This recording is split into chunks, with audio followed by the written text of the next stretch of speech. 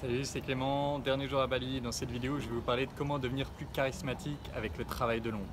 Alors j'étais en train de regarder l'extrait d'un cours de Jordan Peterson sur Carl Jung, le psychologue, et notamment sur le roi lion.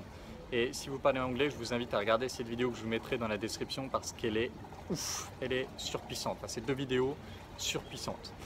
Et en fait, dans le film Le Roi Lion, il y a un moment, Mufasa, il monte avec Simba tout en haut du rocher et il lui dit: ton royaume s'étend partout où touche la lumière, partout où touche la lumière du soleil ou un truc comme ça. Et ça, c'est hyper important. Ce que ça veut dire, c'est que vous allez vous sentir roi sur toutes les zones de vous-même que vous connaissez et que vous savez gérer. Et du coup, pour vous sentir vraiment roi dans votre royaume, il faut propager de la lumière, mettre en lumière les zones d'ombre. Parce que qu'est-ce qui se passe dans le film? Parce que Mufasa dit à Simba: ah, il ne faut pas que tu ailles de l'autre côté dans le royaume des ombres ou je ne sais quoi, dans le cimetière des éléphants, il ne faut pas que tu ailles là-bas. C'est ça qui pousse Simba à y aller et c'est ça qui cause la mort de Mufasa, mais c'est aussi ça qui cause au final tout le scénario du film et donc la restauration d'un ordre plus puissant. Parce que l'erreur de Mufasa, la faiblesse de Mufasa, c'est qu'il sous-estimait la méchanceté de son frère. Il sous-estimait la méchanceté de Scar. Simba, parce qu'il est allé dans le royaume de l'ombre, parce qu'il a vu la méchanceté dans le royaume, il fera plus attention à ça. Et donc, il est beaucoup plus solide que Mufasa ne l'était. Donc, pour être maître de votre royaume, il faut que vous envoyez de la lumière, y compris sur vos zones d'ombre. Et si vous le faites, vous allez être entièrement maître du royaume et donc plus charismatique, parce que tout simplement, vous allez vous tenir plus droit. L'évolution du langage corporel de Simba dans le film, il en parle dans la vidéo, est incroyable. Vous allez vous tenir plus droit et tout simplement, vous allez vous exprimer plus. Vous allez plus exprimer la vraie personnalité que vous avez parce qu'il n'y a plus rien que vous avez peur de voir s'exprimer. Vous connaissez tout de vous. Donc il n'y a plus rien dont vous devez avoir peur. Ok?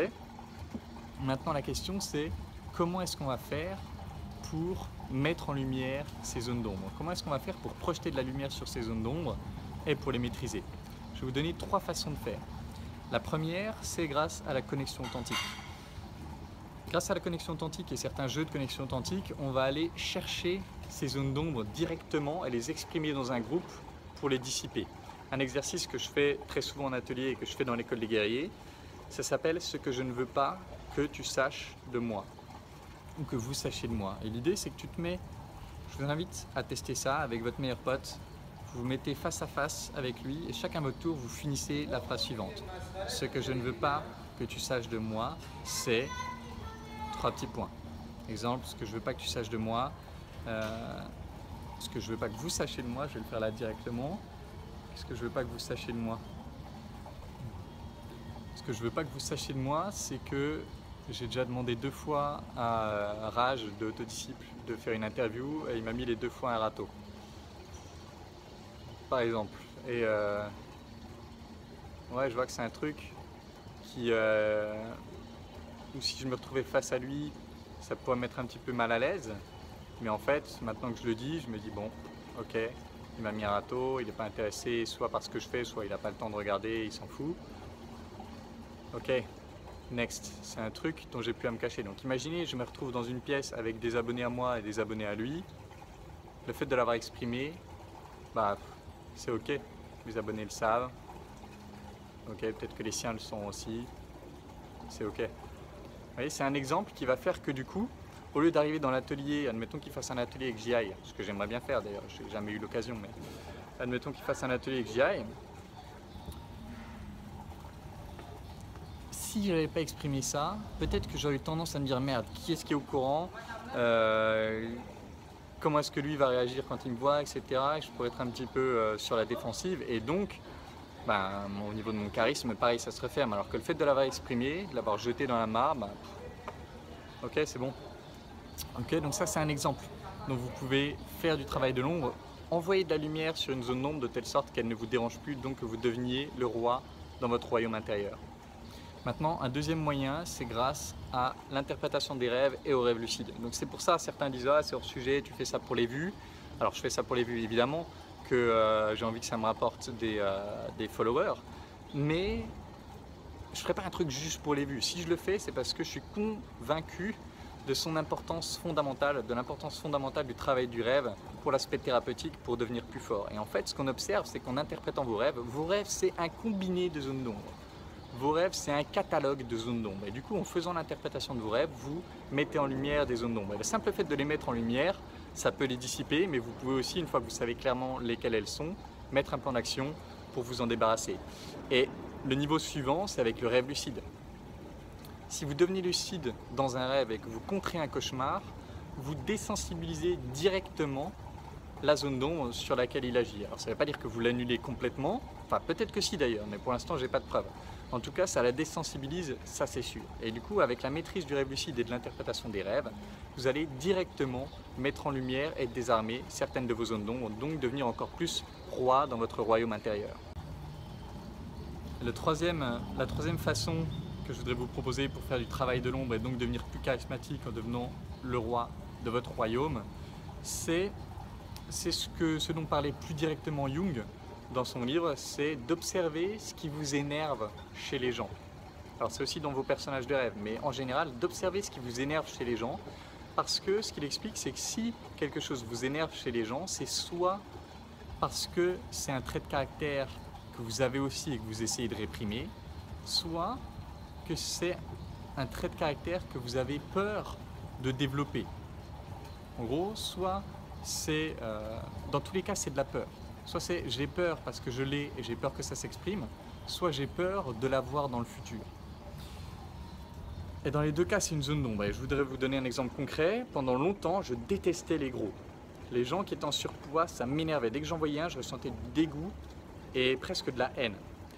Et ce que j'ai observé en faisant de la connexion authentique, c'est qu'en fait, quand je vois un gros, pour moi, voilà, tu peux pas être gros, obèse, si tu manges que de la salade. C'est impossible. Impossible. Ce qui veut dire que si tu es obèse, c'est que dans une certaine mesure, pour X raisons, il peut y avoir des bonnes raisons, mais pour X raisons, tu n'arrives pas à te tenir à la rigueur nécessaire pour toi et ton corps à toi pour avoir un corps plus fin. Et ce que ça veut dire donc, c'est que d'une certaine façon, consciemment ou inconsciemment, tu te laisses un peu tomber. Et moi, ce que ça me renvoie, j'ai jamais été gros, je peux pas être gros, je peux bouffer tout ce que je veux, j'ai un métabolisme qui fait que je peux pas être gros. Mais par contre, je suis sujet à l'anxiété, je suis sujet à la dépression. Et en particulier si je me laisse tomber, en particulier si je me laisse aller, en particulier si je suis moins rigoureux sur les choses qui m'apportent du bonheur. Et du coup, quand je vois un gros, ça me renvoie à ma peur de me laisser aller, ça me renvoie à ma peur de perdre en rigueur, et ça me renvoie à ma peur tout simplement d'être malheureux, et plus loin que ça, ça me renvoie à ma peur de mourir. Et depuis que j'ai mis ça en lumière, chaque fois que je vois quelqu'un de gros, je me rends compte qu'en fait ça n'a jamais eu quoi que ce soit avec lui. Je m'en fous en soi que les gens soient gros. Non, ça a toujours eu à voir avec cette zone d'ombre que j'avais en moi. Et du coup, quand je vois quelqu'un de gros, je me dis ah ok, il y a un petit rat, deux petits rats, je sais pas si vous pouvez les voir là dans le coin. Je sais pas si vous pouvez les voir, c'est un peu petit, mais j'aime bien les animaux. Qu'est-ce que je disais? Oui. Maintenant, chaque fois que je vois un gros, je me rends compte que c'est ma zone d'ombre qui me parle directement. Et du coup, le simple fait de voir, ah ouais, c'est de nouveau ça qui arrive, ça désarme la situation et je me sens mieux. Donc voilà, c'est 3 manières que vous pouvez utiliser pour faire du travail de l'ombre et donc devenir le vrai roi dans votre royaume. J'espère que ça pourra vous aider. Et si vous voulez travailler ça directement avec moi, c'est vraiment le cœur de l'école des guerriers. Je vous invite à postuler pour mon prochain épisode de l'école des guerriers le 20 mai. Et en attendant la prochaine vidéo, je vous embrasse et je vous dis à bientôt. Ciao!